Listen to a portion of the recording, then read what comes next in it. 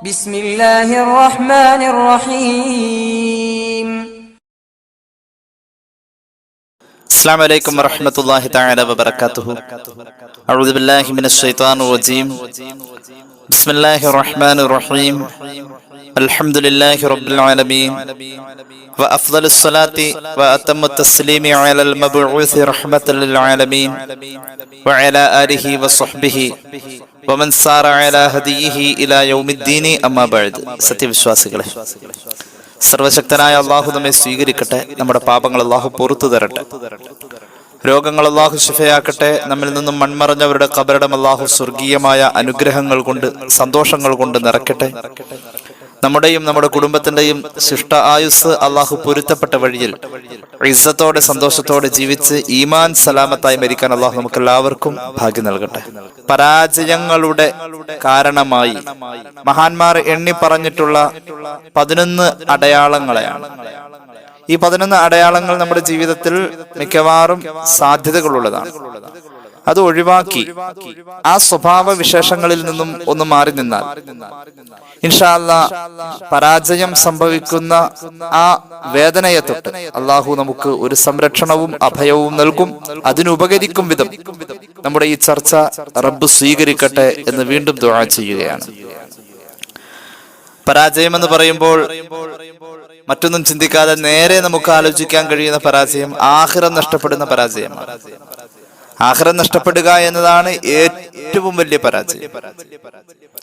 ആ ആഖിറം നഷ്ടപ്പെടുന്ന ആ വലിയ പരാജയത്തിന്റെ ഈ ഭൂമിയിൽ വെച്ച് കാണാൻ പറ്റുന്ന ചില അടയാളങ്ങൾ മഹാന്മാരുടെ തസവുഫിയായ ചിന്താഗതിയിൽ അവർ മനസ്സിലാക്കി വെച്ചിട്ടുള്ള യാഥാർത്ഥ്യത്തെ നമുക്ക് മുന്നിൽ അവർ അവതരിപ്പിച്ചതാണ്. ഒന്നാമത്തെ അടയാളം അയ്യകൂന ഹരീസൻ അലാ ജംഇൽ മാൽ, പണം ഒരുമിച്ചു കൂട്ട, പണം സമ്പാദിക്ക എന്ന ചിന്തയിൽ ആർത്തിയുള്ളവനാവാ.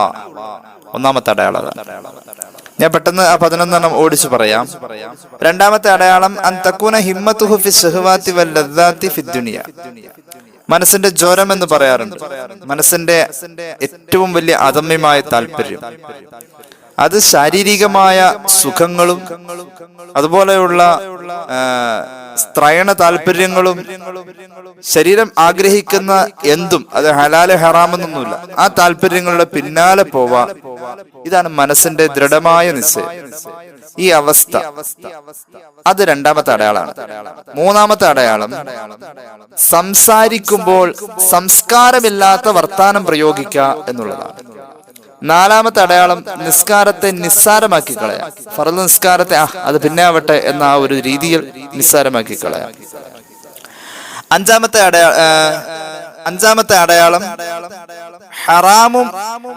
ഹറാമ് എന്ന് ഹറാമായ മുതൽ തിന്നുക, അതോടൊപ്പം ഹറാമോ ഹലാലോ എന്ന് വ്യക്തമല്ലാത്തതും, ഹലാലാണെന്ന് ഉറപ്പില്ല എന്നാൽ ഹറാമാണെന്ന് ഉറപ്പില്ല, അങ്ങനത്തെ മുതൽ തിന്നുന്നതിൽ ഒരു മടിയുമില്ലാതെ ജീവിക്കാം. അതാണ് അഞ്ചാമത്തെ അടയാളം. ആറാമത്തെ അടയാളം ദുസ്വഭാവിയായിരിക്കും. ആർക്കും ഇഷ്ടമല്ല അവന്റെ സ്വഭാവം, അങ്ങനെ ഒരു ദുസ്വഭാവിയാവാം. ഏഴാമത്തെ അടയാളം കിബറുള്ളവൻ, പൊങ്ങച്ചമുള്ളവനായിത്തീരും. എട്ടാമത്തെ അടയാളം ജനങ്ങൾക്ക് ഉപകാരം കിട്ടുന്ന കാര്യങ്ങൾക്കൊക്കെ തടസ്സം നിൽക്കാം. ഒൻപതാമത്തെ അടയാളം മറ്റുള്ളവർക്ക് കരുണ ചെയ്യുന്നതിൽ കുറച്ച് പിന്നോട്ടാവാം. പത്താമത്തെ അടയാളം പിശുക്ക്. പിശുക്ക് അത്ര നല്ല സ്വഭാവമൊന്നുമല്ല. പിശുക്ക് എന്ന ഒരു ഗുണം ജീവിതത്തിൽ കടന്നു വരാം. 11ാമത്തെ അടയാളം സ്വന്തം മരണത്തെ മറന്ന് ജീവിക്കാം. അള്ളാഹു ഈ 11 അവസ്ഥകളിൽ നിന്നും നമ്മെ സംസ്കരിച്ചു തരട്ടെ എന്ന് വീണ്ടും ദുആ ചെയ്യുകയാണ്. ഒന്നാമത് പറഞ്ഞത് പണം സമ്പാദിക്കുന്നതിൽ അനിയന്ത്രിതമായി ആർത്തിയോടുകൂടെ ഇറങ്ങാം. ഇതൊരു ദുസ്വഭാവിയുടെ ലക്ഷണമായി മഹാന്മാർ എണ്ണിയിട്ടുണ്ട്. പരിശുദ്ധമായ ഖുർആൻ ആർത്തിയോടുകൂടെ സാമ്പത്തിക രംഗത്തെ ആർത്തിയോടുകൂടെ കണ്ടിരുന്ന ആളുകളുടെ പരാജയ അവസ്ഥയെക്കുറിച്ച് ധാരാളം പറയുന്നുണ്ട്. പരിശുദ്ധമായ ഖുർആൻ നിഷേധികളെ വർണ്ണിക്കുന്നിടത്ത് മുഴുവനും ഇത് കാണാൻ കഴിയുന്നതാണ്. അബൂലഹബ് നിഷേധിയായിരുന്നു. അയാളെ കുറിച്ച് പറഞ്ഞത് തബ്ബത് യദാ അബീ ലഹബിൻ വതബ്ബ് മാ അഗ്നാ അൻഹു മാലുഹു വമാ കസബ. അയാളെ അള്ളാഹുവിന്റെ ശിക്ഷയിൽ നിന്നും തടഞ്ഞു നിർത്താൻ അയാളുടെ സമ്പത്തോ അയാളുടെ സമ്പാദ്യമോ അയാളുടെ ജീവിതത്തിൽ സമ്പത്ത് ഉണ്ടാക്കിയ വരുമാന മാർഗങ്ങളോ ഒന്നും കഴിയാതെ പോയ ഒരവസ്ഥ അയാൾക്ക് ഉണ്ട് എന്ന് പരിശുദ്ധ ഖുർആൻ പറയാം. ഇനി മറ്റൊരാളാണ് അബൂജഹൽ. അയാളെ കുറിച്ച് പറഞ്ഞത് എന്താ? അറഅയ്തല്ലദീ യുകദ്ദിബു ബിദ്ദീനി ഫദാലികല്ലദീ യദ്ഉൽ യതീമ വലാ യഹുല്ലു അലാ തുആമിൽ മിസ്കീൻ. മിസ്കീന്മാർക്ക് ഭക്ഷണം കൊടുക്കുക, യതീമുകളെ സംരക്ഷിക്കുക തുടങ്ങിയ കാര്യങ്ങൾക്ക് വില്ലനായി നിന്ന സമ്പന്നനായിരുന്നു അബൂജഹൽ. അയാളെ കുറിച്ച് ഖുർആൻ സൂചിപ്പിക്കുന്നത് അയാൾ നരകത്തിലാണ് എന്ന. ഇങ്ങനെ ഓരോരുത്തരെയും കുറിച്ച് പറയുന്നിടത്ത് മക്കയിലെ നിഷേധാത്മക സമീപനത്തിൽ നിലനിന്നിരുന്ന ആളുകളെ കുറിച്ചും ഖുർആൻ പറയുന്നുണ്ട്. അവരുടെ ഒരു സ്വഭാവമായിരുന്നു ആർത്തിയോടുകൂടെ സമ്പാദിക്കുക എന്നുള്ളത്. أعوذ بالله من الشيطان الرجيم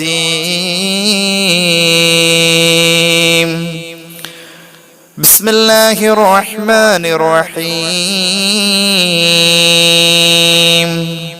فأما الإنسان إذا ما ابتلاه ربه فأكرمه ونعمه فيقول ربي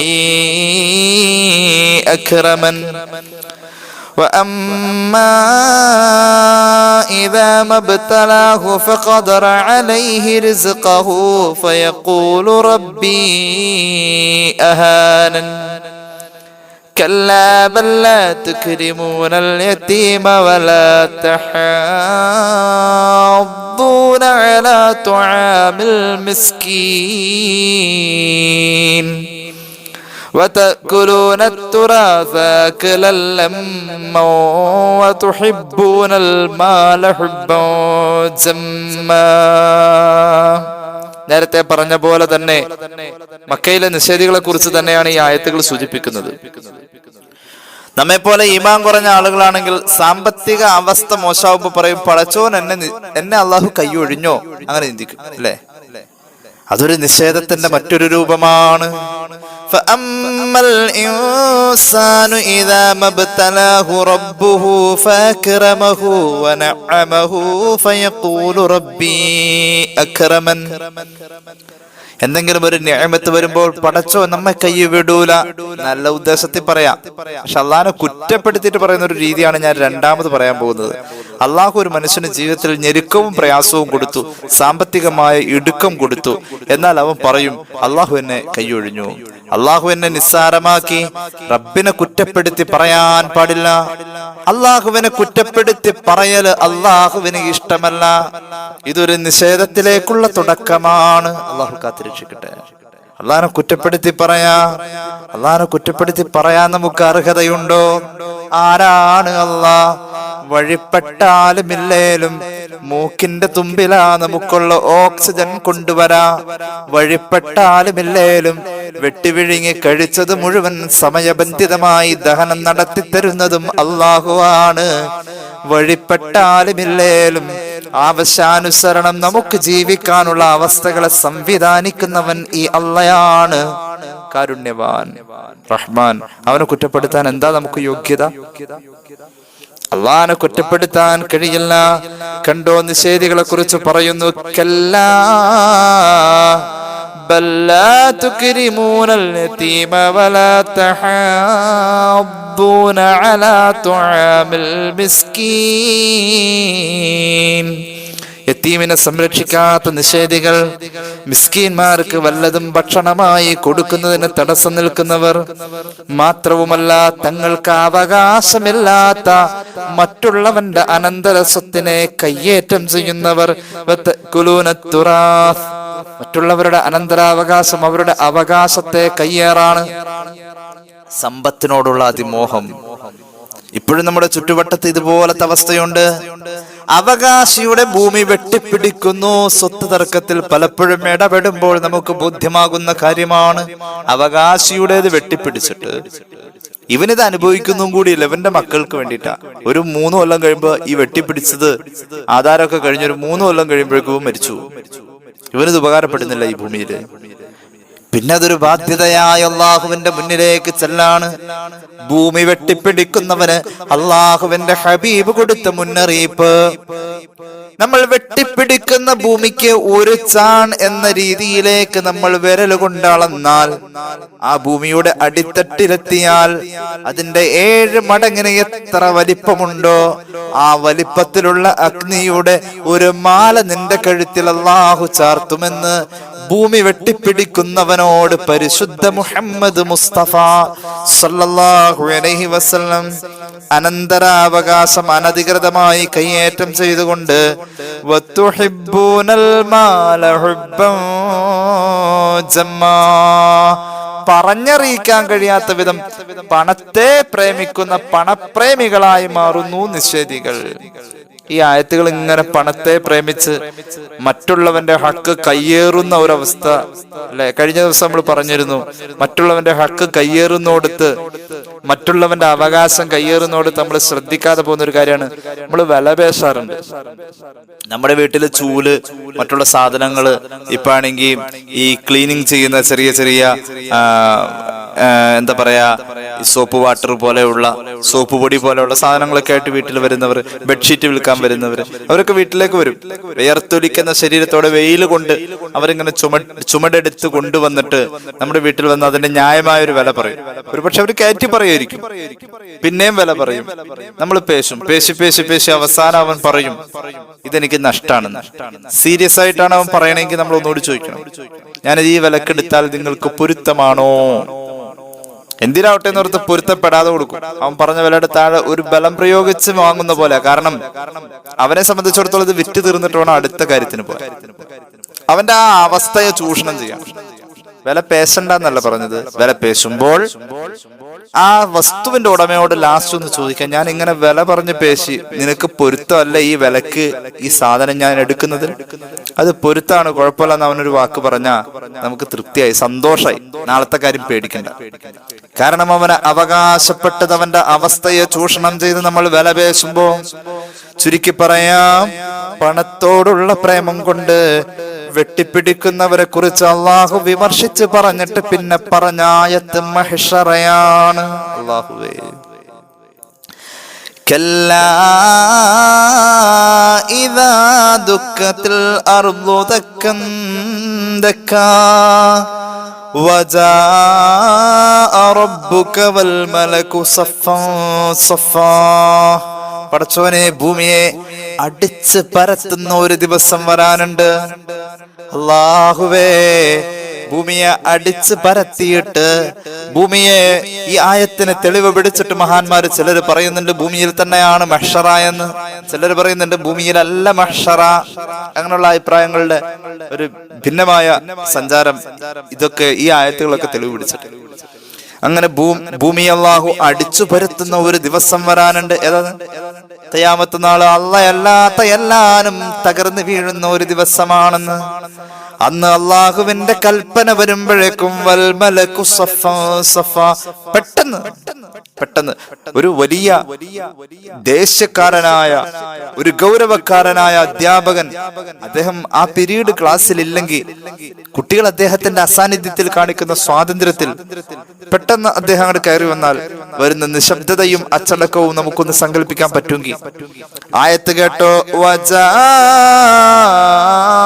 റബ്ബുക വൽ മലകു സഫാ സഫാ. അള്ളാഹുവിന്റെ കൽപ്പന വരുമ്പോഴേക്കും അള്ളാഹുവിന്റെ കോടിക്കണക്കിന് വരുന്ന മലക്കുകൾ സഫിലായിരിക്കുമെന്ന് ഖുർആൻ. അത്രത്തോളം കർശനമായ മഹ്ശറ, അത്രത്തോളം കർക്കശമായ മഹ്ശറ. ഈ മഹ്ശറയിലാണ് അള്ളാഹു സമ്പത്ത് വലിച്ചു വാരി ആർത്തിയോടെ തനിക്ക് അനുവാദമുള്ളതും ഇല്ലാത്തതും വലിച്ചിഴച്ചു കൊണ്ടുവന്നവനെ വിചാരണ ചെയ്യുന്ന മഹ്ശറ. ഞാൻ ചില ഹദീസുകളിലേക്ക് വരാം. നമ്മള് മറന്നു പോവരുത്, ഒന്നാമത്തെ അടയാളം പണം സമ്പാദിക്കുന്നതിൽ ആർത്തി, അത് പരാജയത്തിന്റെ ഒന്നാമത്തെ അടയാളം. അള്ളാഹു അവൻ ഇഷ്ടപ്പെട്ട രീതിയിൽ സമ്പാദിക്കാൻ, സമ്പാദ്യം വേണം, അവൻ ഇഷ്ടപ്പെട്ട രീതിയിൽ സമ്പാദിക്കാൻ അള്ളാഹു നമുക്ക് തൗഫീഖ് ചെയ്യട്ടെ. വലിയ വലിയ പണക്കാരും മഹാനായ സുലൈമാൻ നബി അലൈഹി സ്വലാം ലോകം കണ്ട ഏറ്റവും വലിയ പണക്കാരനല്ലേ. ലോകം കണ്ട ഏറ്റവും വലിയ പണക്കാരൻ, ഏത് സമയവും ലോകത്തെ ഏറ്റവും വലിയ പണക്കാരനാകാൻ കഴിയുമായിരുന്നു മുഹമ്മദ് മുസ്തഫ സല്ലല്ലാഹു അലൈഹി വസല്ലം. അതിന്റെ ഒന്നും ആവശ്യം വന്നിട്ടില്ല. فإن من جودك دنيا وضرتها ومن علومك علم اللوح والقلم مولاي صل وسلم دائما أبدا على حبيبك خير الخلق كلهم. എപ്പോ വേണമെങ്കിലും പണക്കാരനാവാം. അങ്ങയുടെ ഔദാര്യമല്ലേ ഈ ഭൂമി, ഈ കാണുന്ന പ്രപഞ്ചത്തിന്റെ അലങ്കാരം അങ്ങയുടെ ഔദാര്യമാണ് നബി. അങ്ങയുടെയാണിത്, അങ്ങയുടെയാണ്. അങ്ങില്ലെങ്കിൽ ഈ ലോകമില്ല. ലൗലാക ലൗലാക ലമാ ഖലഖതുൽ അഫ്ലാക്. അങ്ങില്ലെങ്കിൽ ഈ പ്രപഞ്ചമില്ല നബിയെ സല്ലല്ലാഹു അലാ മുഹമ്മദ് സല്ലല്ലാഹു അലൈഹി വസല്ലം. എല്ലാം ഉടമസ്ഥനാക്കാനുള്ള പവർ അല്ലാഹു കൊടുത്തു. ഒന്നും വേണ്ടി വന്നില്ല, ഒന്നും ഉടമസ്ഥതയിൽ വെച്ചതുമില്ല. അതുകൊണ്ട് സമ്പന്നത മോശമല്ല, സമ്പത്ത് വേണം. ഒരാളുടെ ഇസ്സത്തിന്റെ ഭാഗമാണ് സമ്പത്ത്. അത് ഹലാലായ മാർഗത്തിലാണെങ്കിൽ അള്ളാഹുവിന് ഇഷ്ടമാണ്. അള്ളാഹു തൗഫീഖ് ചെയ്യട്ടെ. അപ്പൊ ഹലാലായ രീതിയിൽ, അള്ളാഹു ഇഷ്ടപ്പെട്ട രീതിയിൽ നമുക്ക് സമ്പാദിക്കാം. അള്ളാഹുവിന്റെ ഹബീബ് സല്ലല്ലാഹു അലൈഹി വസല്ലം തങ്ങൾ പഠിപ്പിക്കുന്ന ഒരു ഹദീസ് ഇമാം മുസ്ലിം അവിടുത്തെ സ്വഹീഹിൽ രേഖപ്പെടുത്തുന്നത് കാണാം. അൻ നബി ഹുറൈറ റളിയല്ലാഹു അൻഹു ഖാല റസൂലുള്ളാഹി സ്വല്ലല്ലാഹു അലൈഹി വസല്ലം ഖൽബു ശൈഖി ശാബ്ബുൻ അലാ ഹുബ്ബി സനതൈനി. പുന്നാര നബി തങ്ങൾ പറയാ സല്ലല്ലാഹു അലൈഹി വസല്ലം, മനുഷ്യ ജീവിതത്തിൽ വാർദ്ധക്യം സംഭവിക്കാത്ത രണ്ട് കാര്യങ്ങൾ. വൃദ്ധന്റെ മനസ്സിന് പോലും യൗവനമാണ് ആ രണ്ട് കാര്യത്തെ ആഗ്രഹിക്കുമ്പോൾ. അല്ലാഹുവേ, എത്ര വലിയ മനഃശാസ്ത്രപരമായ സമീപനമാണ് ഈ വിഷയത്തെ അവതരിപ്പിക്കുന്നോടത്ത് പരിശുദ്ധ മുഹമ്മദ് മുസ്തഫ സല്ലല്ലാഹു അലൈഹി വസല്ലം. അങ്ങനെ രണ്ട് കാര്യങ്ങളുണ്ട്. വൃദ്ധൻ പോലും അത് ആഗ്രഹിക്കുമ്പോൾ ആ വൃദ്ധന്റെ മനസ്സ് യൗവനത്തിലാ. മനുഷ്യന്റെ ആഗ്രഹങ്ങളിൽ വാർദ്ധക്യം സംഭവിക്കാത്ത രണ്ടാഗ്രഹം, എപ്പോഴും ഫ്രഷ് ആയിരിക്കും ആ രണ്ടാഗ്രഹം. അതിൽ ഒന്നാമത്തെ ആഗ്രഹം അള്ളാഹുവിന്റെ ഹബീബ് സല്ലല്ലാഹു അലൈഹി വസല്ലം തങ്ങൾ പഠിപ്പിക്കുന്നു തൂലുൽ ഹയാ.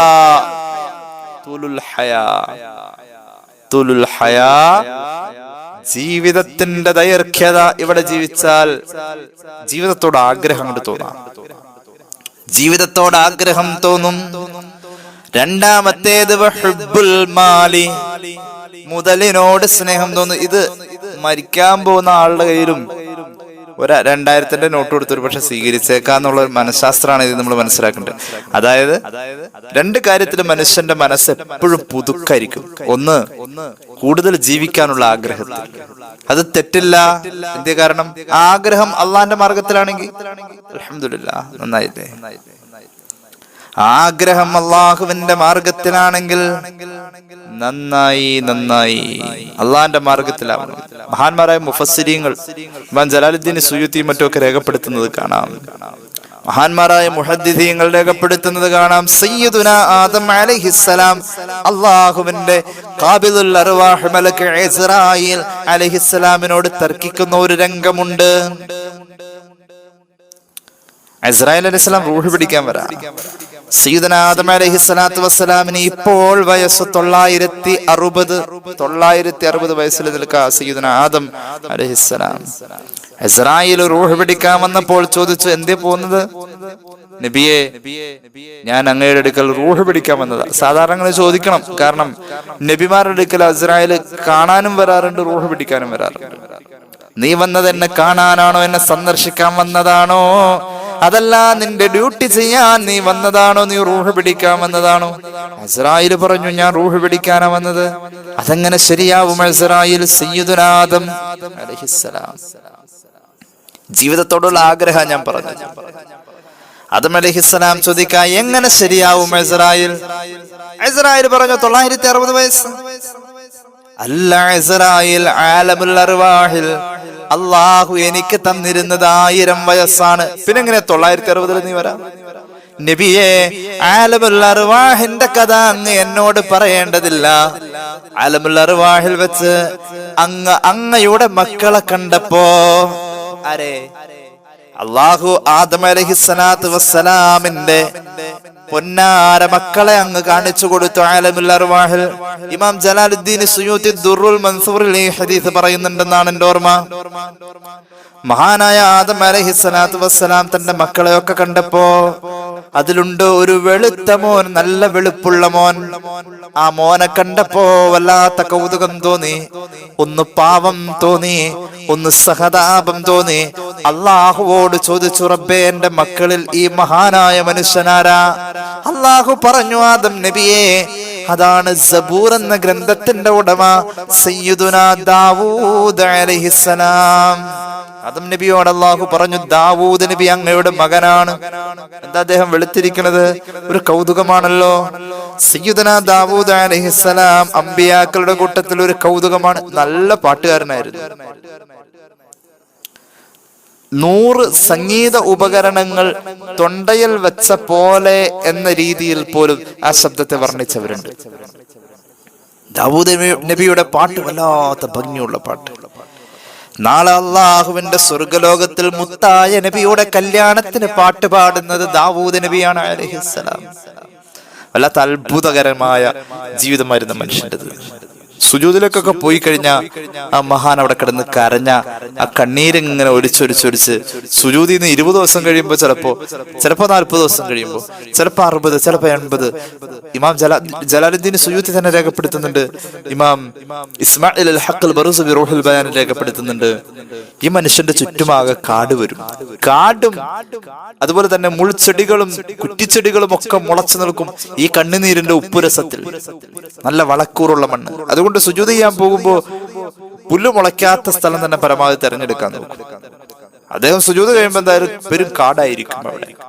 അത്രത്തോളം അള്ളാഹു തന്റെ ഹൃദയത്തിൽ സ്ഥാനം പിടിച്ചിട്ടുള്ള ഒരു ഓർമ്മയിലൂടെ സുജൂദിൽ ലയിക്കുന്ന ഒരു മഹാനായിരുന്നു സയ്യിദുനാ ദാവൂദ് നബി അലൈഹിസ്സലാത്തു വസ്സലാം. ദാവൂദ് നബി അലൈഹിസ്സലാം അത് നബിക്ക് കൗതുകം തോന്നി. മോന്റെ രൂപം കണ്ടപ്പോ അള്ളാഹുവോട് ചോദിച്ചു, പടച്ച റബ്ബേ എന്റെ പൊന്നുമോൻ എത്ര കാലം ഭൂമിയിൽ ജീവിക്കും? അള്ളാഹു പറഞ്ഞു, 60 വയസ്സാണ് ദാവൂദ് നബിയുടെ പ്രായം. 60 വയസ്സോ? എനിക്കെത്രയുണ്ട് അല്ലാ? അത് നബി അങ്ങേക്ക് 1000 വയസ്സുണ്ട്. എനിക്ക് 1000 അല്ലേ? 40 എടുത്ത് മൂപ്പർക്ക് കൊടുത്തോളൂ. എന്താ കാരണം? മൂപ്പർക്ക് 100 ആയിക്കോട്ടെ. എന്റെ 40 വയസ്സ് 960 മതി. എന്റെ 1000ൽ 40 എടുത്ത് 60 ഉള്ള ദാവൂദിനോട് അലൈഹിമുസ്സലാത്തു വസ്സലാം. ആലമുൽ അർവാഹിൽ ഇങ്ങനെ ഒരു സംഭാഷണം ഉണ്ടായിട്ടുണ്ടെന്ന് മുഹമ്മദ് മുസ്തഫ സ്വല്ലല്ലാഹു അലൈഹി വസല്ലം. ഇത് അടിസ്ഥാനത്തിൽ സയ്യിദുനാ ആദം അലൈഹിസ്സലാത്തു വസ്സലാമിന്റെ 960ാമത്തെ വയസ്സിൽ റൂഹ് പിടിക്കാൻ അസ്റായീൽ വന്നപ്പോൾ അസ്റായീലിനോട് ദുനിയാവിന്റെ ജീവിതം ഖൈറായ വഴിയിലാണല്ലോ ആദം നബി ജീവിച്ചത്, മതിയാവോ? ഖൈറായ വഴിയിൽ ജീവിച്ചാൽ അത്രയും നല്ലൊരു ഭാഗ്യം എന്താ ഉള്ളത്? അള്ളാഹു തൗഫീഖ് ചെയ്യട്ടെ. അള്ളാഹിന്റെ പൊരുത്തത്തിലായിട്ട് ഇങ്ങനെ ജീവിച്ചുകൊണ്ടിരിക്കുകയാണെങ്കിൽ ആ ജീവിതം ഖൈറല്ലേ? അതങ്ങ് മതിയാവാതെ വരുമ്പോൾ ഇസ്രായേലിനോട് സ്വാഭാവികമായും പറയും, തർക്കിച്ചു പോകും. എന്റെ വയസ്സ് ആലമുൽ അർവാഹിൽ എനിക്ക് തന്നിരുന്നത് 1000 ആയിരുന്നു. അവിടെ വെച്ച് 60 ഉണ്ടായിരുന്ന ദാവൂദ് നബിക്ക് 40 കൊടുത്ത കണക്ക് അത് അവിടെ തീർത്തോളം. എനിക്ക് നിശ്ചയിച്ചത് 1000 ആയിരുന്നു എന്ന് പറഞ്ഞുകൊണ്ട് ആദം നബി ആ കണക്കിലൊന്ന് പിടിച്ചു എന്ന് സയ്യിദുനാ റസൂലുള്ളാഹി സ്വല്ലല്ലാഹു അലൈഹി വസല്ലം. ഞാൻ എന്തിനാണ് ഇത് പറഞ്ഞത്? ഭൂമിയിലെ ജീവിതം മോശമല്ല. മനുഷ്യൻ ആയുസ്സിനെ ആഗ്രഹിക്കുക എന്നത് അള്ളാഹുവിന്റെ ഹബീബ് സല്ലല്ലാഹു അലൈഹി വസല്ലം തങ്ങൾ പറഞ്ഞ 2 കാര്യങ്ങളിൽ ഒന്നാണ്. ആയുസ്സിനെ ആഗ്രഹിക്കും, ഏത് വൃദ്ധനും ആഗ്രഹിക്കും. ആയുസ് ആഗ്രഹിക്കുന്നിടത്ത് അവന്റെ മനസ്സിന് വാർദ്ധക്യമില്ല. രണ്ടാമത് പറഞ്ഞത് പണം ആഗ്രഹിക്കുക, അവിടെയും മനസ്സിന് വാർദ്ധക്യമില്ല. പണം ആഗ്രഹിക്കുന്നതും ആയുസ് ആഗ്രഹിക്കുന്നതും നല്ലതാണ്. എപ്പോൾ? അള്ളാന്റെ മാർഗത്തിലാണെങ്കിൽ നല്ലതാണ്. രണ്ടും അള്ളാഹുവിന്റെ മാർഗത്തിൽ അള്ളാഹു നമുക്ക് നൽകട്ടെ. ഇനി മറ്റൊരു ഹദീസ് കേട്ടോട്ടോ. ആർത്തി അങ്ങ് വന്നു കഴിഞ്ഞ പരാജയത്തിന്റെ ഒന്നാമത്തെ അടയാളം 11-ൽ 1 സമ്പത്തിനോട് അമിതമായ ആർത്തി വരൽ.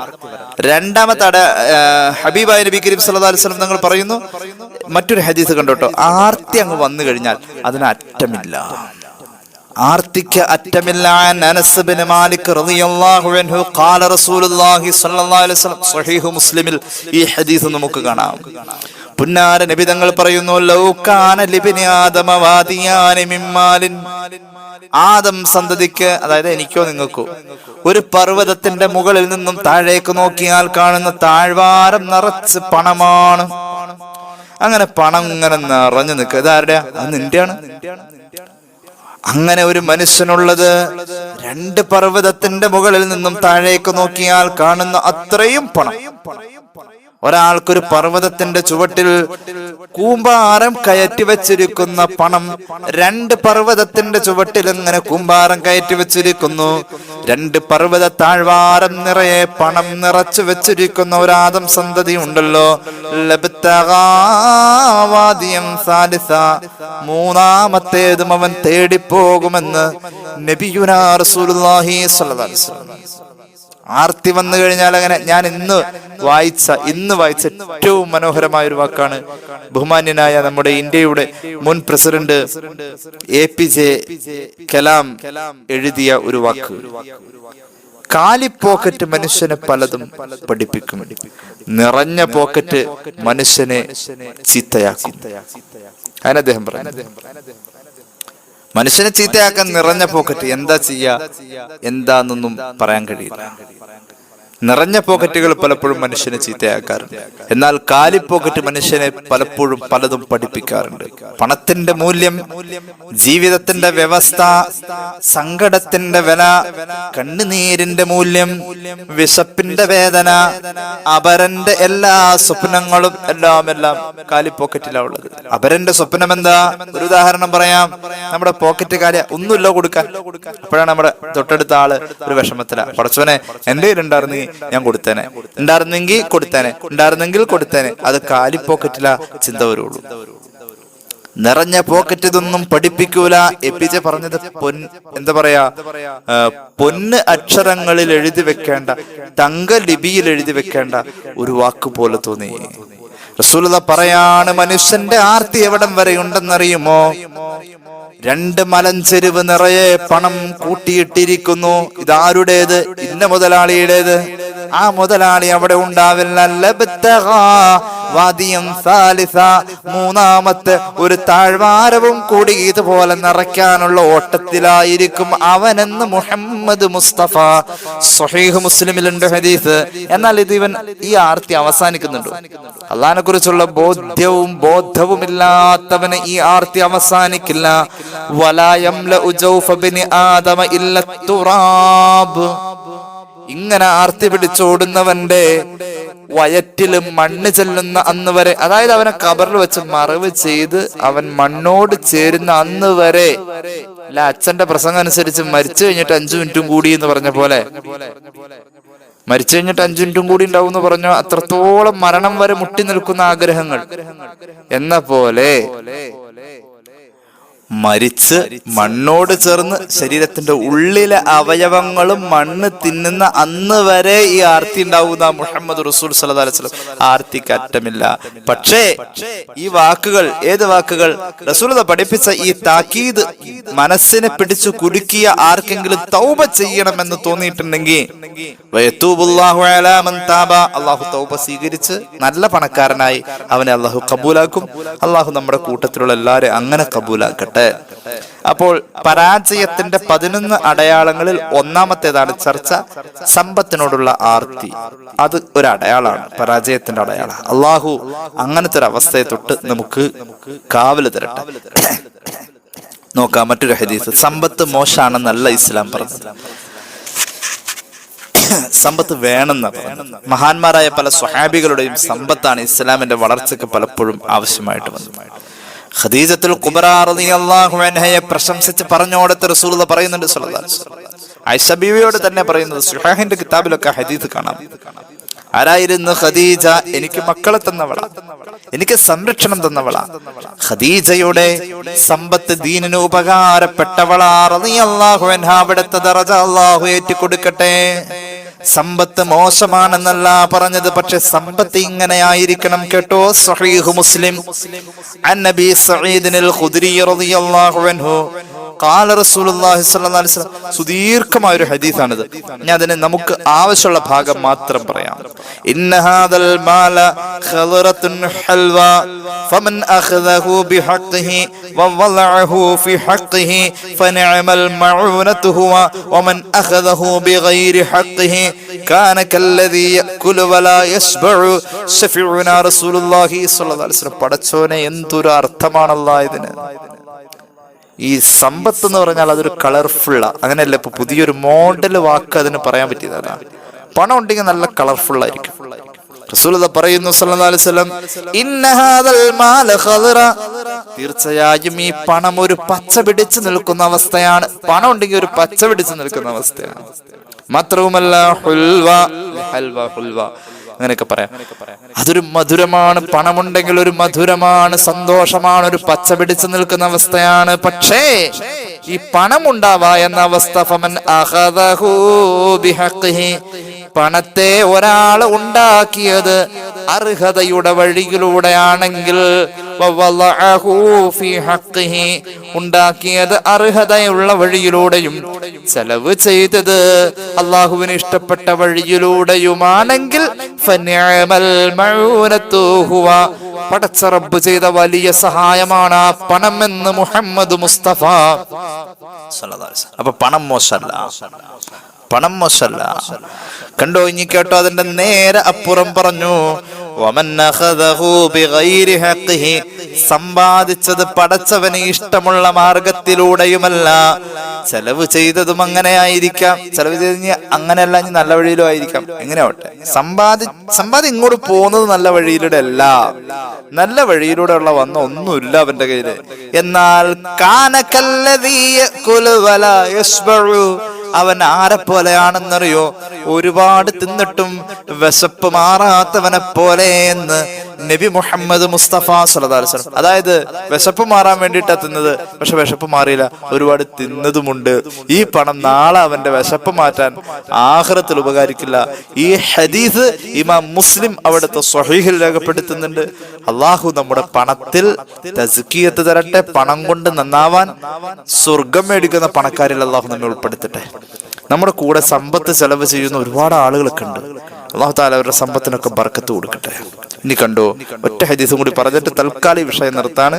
സമ്പത്തിനെ കുറിച്ച് അള്ളാഹുവിന്റെ മുന്നിൽ 2 ചോദ്യം ഉള്ളത് എപ്പോഴും നമ്മൾ പറയാറുള്ളതാണ്. ഇമാം തൊബറാനിയുടെ അൽ മുഅ്ജമുൽ കബീറിൽ ഈ ഹദീസ് കാണാം. ല തസൂലു ഖദ്മാ അബ്ദിൻ യൗമൽ ഖിയാമത്തി ഹത്താ യുസ്അല അൻ അർബഇ ഖിസാൽ.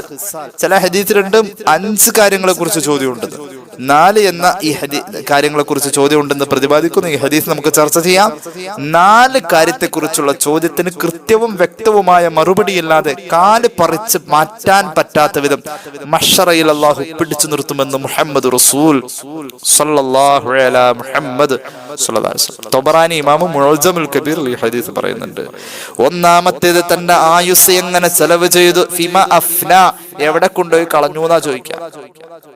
പറയാനുണ്ടാവണം. അള്ളാഹു തൗഫീഖ് നൽകട്ടെ. പടച്ചവനെ, 2 മണിക്കൂർ സിനിമാ തിയേറ്ററിലായിരുന്നു, 2 മണിക്കൂർ ഞാൻ ഹറാമായ ചാറ്റിങ്ങിലായിരുന്നു. പറയേണ്ടവരെ, പടച്ചറബേ, 2 മണിക്കൂർ ഞാൻ മോശമായ അവസ്ഥയിലായിരുന്നു. ഇങ്ങനെയൊക്കെ പറയേണ്ടി വരുന്ന ഒരു മനുഷ്യന്റെ മറുപടി അള്ളാഹുവിന്റെ ഹബീബ് സല്ലല്ലാഹു അലൈഹി വസല്ലമ തങ്ങൾ നമ്മുടെ മുന്നിൽ സൂചിപ്പിക്കുകയാണ്. അതുകൊണ്ട് ആയുസ്സിനെ കുറിച്ചുള്ള വിചാരണ ഓരോരുത്തരുടെയും ജീവിതത്തിൽ ആ ഒരു ബോധമുണ്ടാവണം. 2ാമത്തെ ചോദ്യം, ഒരു മനുഷ്യന്റെ യൗവനം എങ്ങനെയായിരുന്നു. 3ാമത്തെ ചോദ്യം 2 മൂന്നാമത്തെ ചോദ്യം 2 എവിടെന്ന് സമ്പാദിച്ചു, എവിടെ കൊണ്ടുപോയി ചെലവ് ചെയ്തു. 3ാമത്തെ ചോദ്യം 2 ചോദ്യമുണ്ട്. 2 ചോദ്യം അത്. 4ാമത്തെ ചോദ്യം, നീ പഠിച്ചത് എന്ത് പ്രവൃത്തിയിൽ കൊണ്ടുവന്നു, ഏത് പ്രവൃത്തിയിൽ കൊണ്ടുവന്നു, പഠിച്ചത് പ്രവർത്തിച്ചോ എന്ന് ചോദിക്കും. അതൊക്കെ സിംഗിളാണ് ചോദ്യം. പക്ഷേ 3ാമത് ചോദിച്ച ചോദ്യം പണത്തെ കുറിച്ച് 2 ചോദ്യം. അള്ളാഹു നമ്മെ കാത്തുരക്ഷിക്കട്ടെ. അപ്പോൾ പരാജയത്തിന്റെ 11 പ്രധാന അടയാളങ്ങളിൽ 1ാമത്തേത് സമ്പത്ത് വാരിക്കൂട്ടുന്നതിൽ ആർത്തി ഉണ്ടാവുക എന്നതാണ്. അള്ളാഹു ആ ഒരു അടയാളം നമ്മളിൽ നിന്നും പൂർണ്ണമായും തുടച്ചു മാറ്റി തരട്ടെ.